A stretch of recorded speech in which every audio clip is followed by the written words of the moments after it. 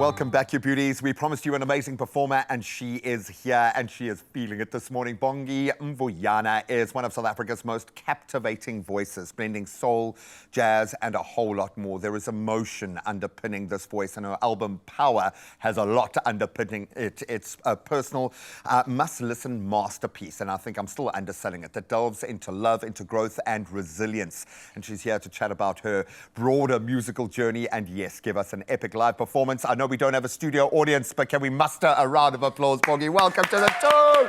Pew, pew, pew, pew. Please can we bring a vuvuzela in here, just so we can add a little extra power.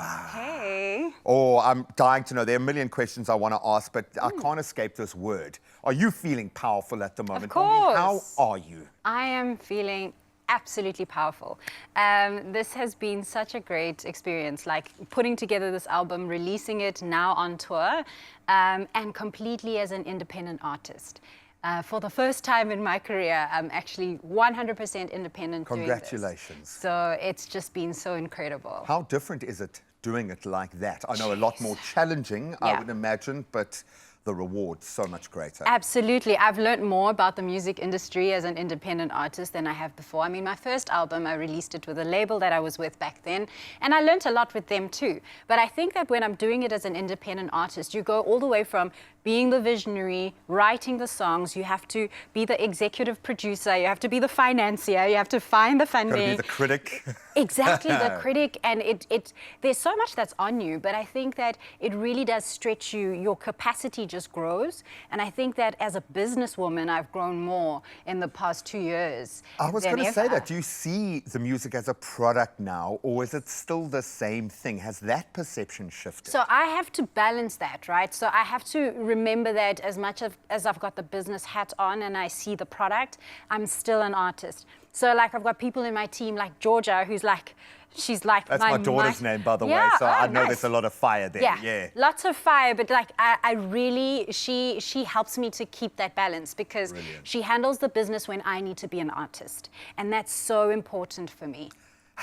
You are a performer, and looking at you perform, I would imagine all of your enjoyment is there. But if you had to split those two, because you're about to hit the road, so you get to revel in those live performances now, but have you enjoyed the creative process and informing that part of the journey? Because you've got to dig a little deeper when you're writing the words down, when you're making that kind of marker, right? Yeah, so the creative process is so personal because I'm literally writing stories that I've lived. So I have to relive a lot of the stuff that I've gone through and figure out how do I put this in a way that captures this moment in an artistic way, in a way that somebody else will also relate to. So it's a beautiful process, and then choosing the composers and the producers is also a great part of that process.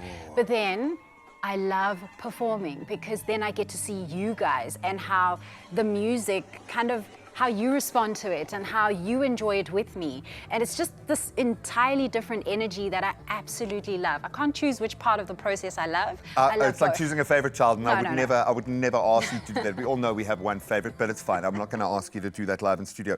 No, I absolutely love that notion because you can let go, and every night it's going to be a different transaction because it's a different audience. Exactly. There is something magical in that.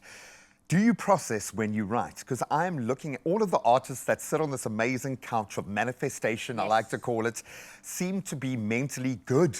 It feels like you are using your arts, your creative side to process, and then we get to lean on that and enjoy and revel in those emotions. But does it work like that for you? If you had to pick one of these transformative songs for you, has it changed you, and have you been able to get there? Yes, so when I write, I definitely do use it as like, it's a cathartic process, but I also use it to like also understand what I'm thinking and feeling. Sometimes by writing the song, I'm like, actually, this is how I feel about it, right? This incident. So like, for instance, one of the songs that I'm going to perform, the first one, it's called Where Do We Go? It's actually a progression of a song called I Don't Know Why in my first album. So the first... Now you've arrived. Exactly. Now you've arrived, girl. If you've got a part two, boom. You see, so the first one is about me being sad about the breakup of a relationship. Then many years later, you know, there was a conversation had about, do we explore this again?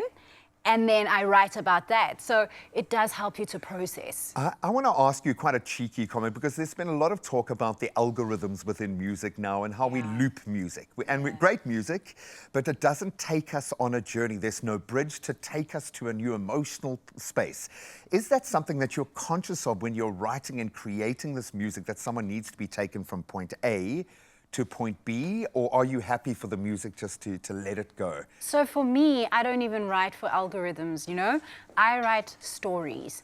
And so when I look at a story, a song, I look at the progression of the story, and then I look at how vocally and as well as musically, how we actually allow the song to develop and progress, and how it captivates the actual emotion that I want people to feel. So sometimes I'll remove instruments or bring them in just to make sure that people are feeling what I'm intending on conveying. Oh man, and I'm feeling it already. I'm just thinking of Sting now, and how much of a pressure point this is for him, for the great singer-songwriters in the world. Oh, they will be applauding you right now.